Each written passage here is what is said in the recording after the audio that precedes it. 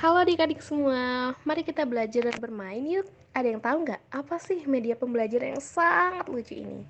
Yang pertama ada boneka tangan. Boneka tangan sering sekali digunakan untuk mendongeng atau bercerita kepada anak. Nah, manfaat dari media ini adalah yang pertama ada melatih komunikasi anak.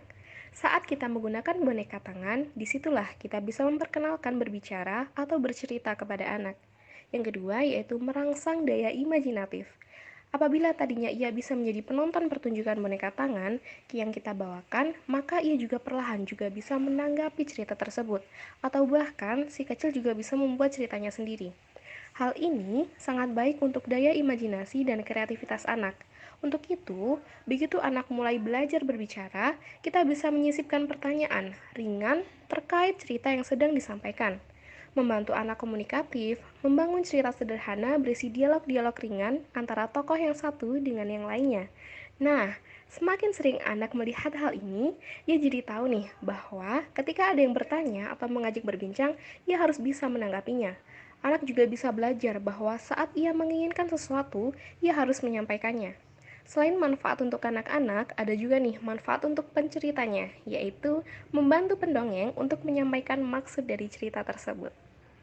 Selain kita belajar tentang boneka tangan, kita akan belajar lagi nih tentang bagian dan fungsi tumbuhan. Ada yang tahu nggak di sini? Apa saja sih bagian-bagian dari tumbuhan itu? Nah, untuk bagian-bagian tumbuhan ini meliputi ada batang, bunga, daun, biji, buah, dan akar. Sebelum lanjut materi, saya akan mengajak kalian nih untuk bernyanyi bersama. Ada yang tahu nggak ini lagu apa? Nah, ini lagu tentang tumbuhan. Mari kita bernyanyi bersama. Satu, dua, tiga. Ayo kawan kita sebutkan 6 bagian dalam tumbuhan. Ke-1 akar, kedua batang, ketiga daun, keempat bunga. Ayo kelima apa? Kelima buah, keenam biji. Ingat, ingat, ingat selalu. Itu bagian dalam tumbuhan. Yeay! Selanjutnya yaitu fungsi bagian dari tumbuhan. Yang pertama ada daun. Fungsi daun adalah untuk tempat berlangsungnya fotosintesis. Yang kedua, biji. Fungsi biji adalah sebagai alat perkembangbiakan karena dapat menghasilkan tanaman baru. Yang ketiga yaitu batang.